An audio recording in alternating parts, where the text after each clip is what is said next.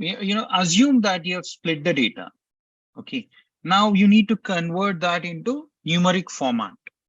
What is the Yeah. flow that is followed, and what is the difference between tokenization and vectorization? Yeah, what you should. Right. Thank you. Okay. So whatever we are basically doing on your data as part of pre-processing, the ultimate objective is to ensure that we get data in structured form. Now, there are many ways to achieve this arrangement. One is basically you can do a key and value pair arrangement. Ultimately, this is what is structure all about. So when you have string, we do pre-processing, that is cleaning, as the various steps that we discussed. You can see that these steps are mentioned here in the data pre-processing stage. After we do this, we can perform tokenization. Tokenization is a process of splitting the cleansed text data into words. Each word is called as a token. Okay, each word is nothing but a token. This process basically allows us to deal with the lowest, I should say, entity of a string, which is a word. When we want to convert the unstructured data into structured format, we can use these tokens by also doing counting. So how many times each token is repeated? So in this case, your key becomes token and the value becomes the count of that particular keyword. This arrangement is also called as bag of words. And if I take this concept and apply it for the entire text rather than one single string, if I take the entire corpus and then try to arrange the bag of words in a matrix format, then I would get DTM or TDM based on the arrangement. And this is your structured arrangement.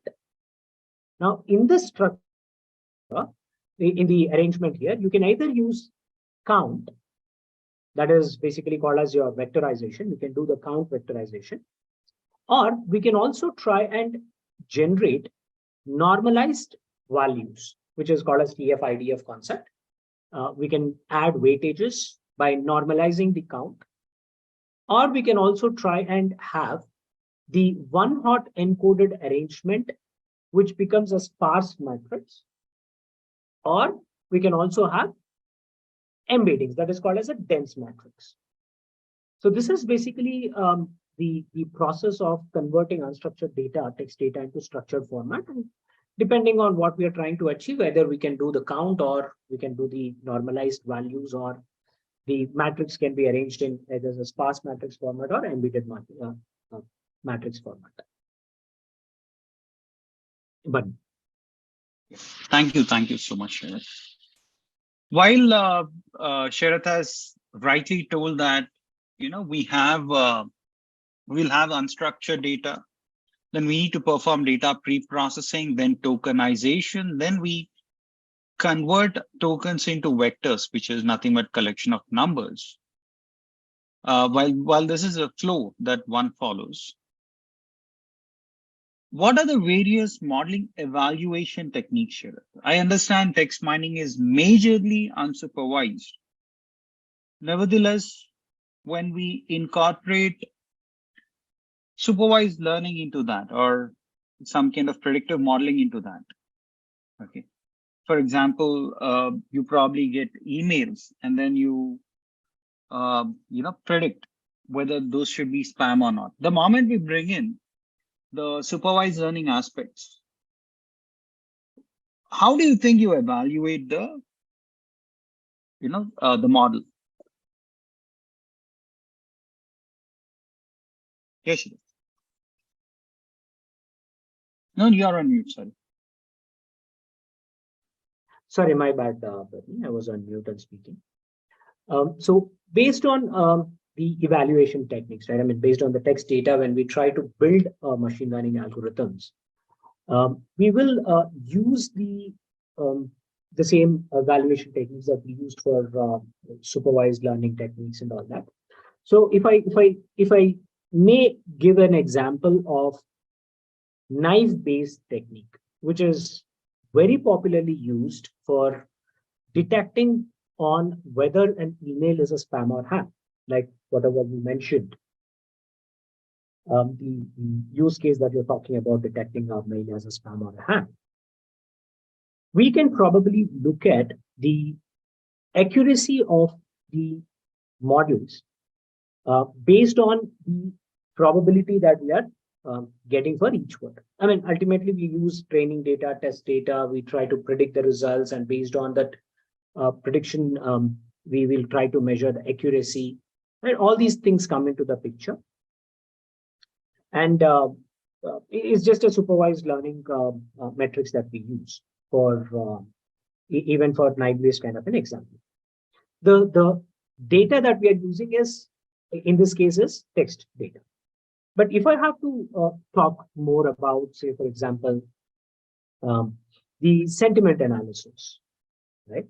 The sentiment analysis, one of the primary application in text mining scenario, text mining area. And it is heavily used even in chatbots.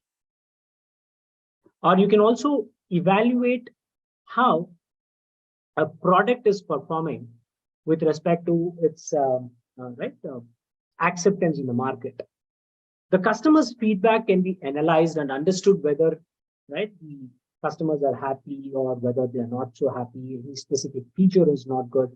So we are basically performing unsupervised learning techniques here to analyze the feedback, and that is your sentiment analysis.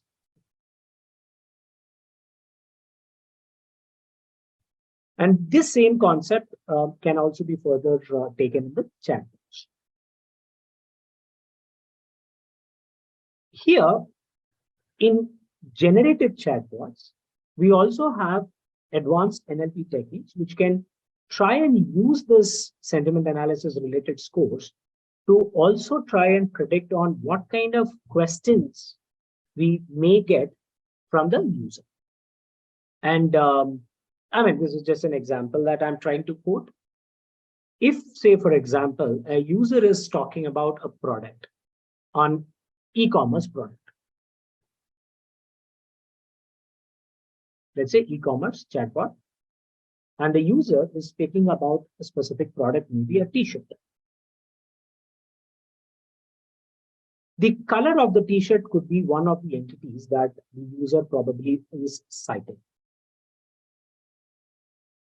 Right? And when the user follows up with respect to the same question on what could be the size of this particular shirt, this shirt could be referring to a shirt which was previously being discussed.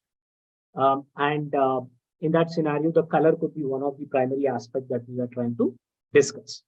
So your chatbot, which is based on the NLP or text mining concept, NLP concept, should be, the agent should be able to correlate all this discussion, and this shirt reference has to be mapped back to the color of that particular shirt, because there could be many different shirts that the user could have been speaking about in the previous instances. So this kind of a mapping has to be done, and the scores have to be calculated for each of this. And in short, we are basically using probability, which is the primary key, which basically is used in knife-based algorithms as well, for mapping these kind of things. And the probability is what we are going to use as a metric for measuring the accuracies as well.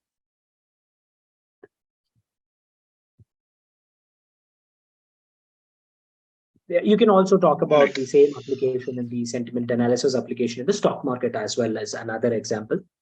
I mean, again, the applications are so wide that we can take many instances as examples. Recently, we have seen that Facebook has, Meta has laid off a lot of employees. Close to 13% of the staff has been laid off. And there is a lot of speculation which was happening even before the incident happened. We can perform sentiment analysis on these speculations, the statements that are being coming from the management of Meta. And we could even do the prediction on whether this step would have been actually been implemented or not, or maybe this is just a statement which is given for improving the performances of the employees or improving some kind of a sentiment in the market so that Meta's revenue could increase. Right. So these are some of the applications that I'm talking about. Yeah.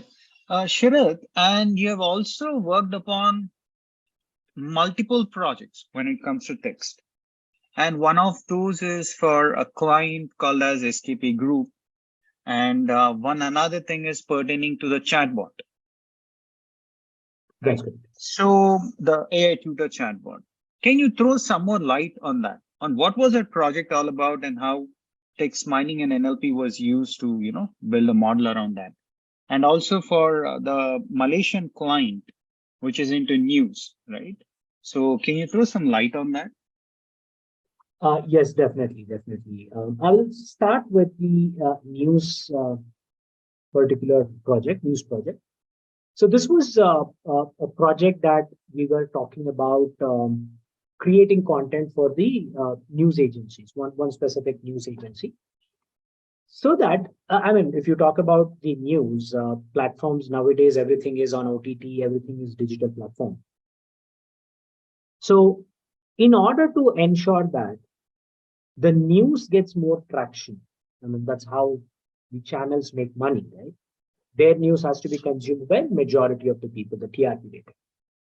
So what text content or what sentiment should be there in the news article is something that we wanted to build. So there were a lot of prediction models built. There were a lot of sentiment analysis models built.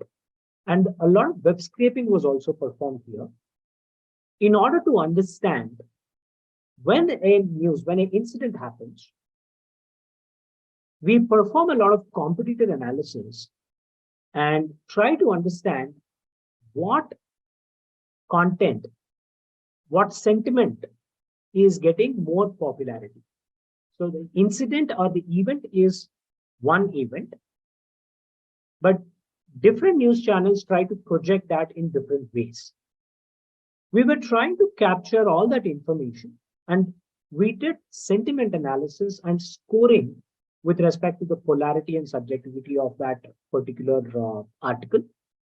And we were also trying to capture what kind of traction each of that article was having. By using some Google APIs, we were doing that. And depending on all that information, we were trying to generate an article by the AI system by taking all the information, bits and pieces of information from all these different articles. So there is something called as text summarization concept that was also implemented, which generates a very simple text summary of all the story from different articles that we have picked. And this was also incorporated with LSI keywords so that when this article goes into the platform, news platform, automatically majority of the people will be able to capture this news when they search. And this way we were able to try and attract more eyeballs for the news articles that are getting published by this news channel. The another project that I was part of was with respect to internal auditing related work, right? Auditing. So auditors do benchmarking for various their auditing standards. Every organization will be benchmarked. And depending on that, there are internal standards which are defined, internal processes that are defined for that company. And I'm not getting into many details. But there is a specific process by looking at the organization's definition. When I go to any website, any company's website, I will know what is they talk about, right? You can just get a hint of that by reading the About Us. So you go to the organization's website, try to capture their vision, their company's objectives. And along with that, we also tried to capture the revenue, year-on-year revenue that they make. And what are the primary channels of this revenue that is getting generated from? Everything is text data except for revenue. And using all this information, we have standards to benchmark the organization, whether to consider that as a specific standard benchmarked level. There are different levels. So which level should we benchmark that particular organization as? Is something that we were able to do by analyzing the text data and these channels. So NLP models were used here as well. So this is a couple of projects that we have worked on. And with respect to the AI tutor, again, we are using generative chatbots here, where depending on what kind of question, any open-ended question that can come from a student, for example, can be addressed by going through the corpus of the trainings. So as a trainer, if I have some content, some question addressed, and when a student comes with a question on that topic, related to that topic, then analyzing that corpus, my answer, we will be able to generate an answer to return that answer for the open-ended question that a student is asking on the same subject. This is done using something called as generative chatbots. So a lot of NLP and corpus has to be designed from video and various textbooks, you can say, the books corpus. All these corpus was taken, and then we generated these answers. Bharani. Yep. Thank you. Thank you so much, Sharad.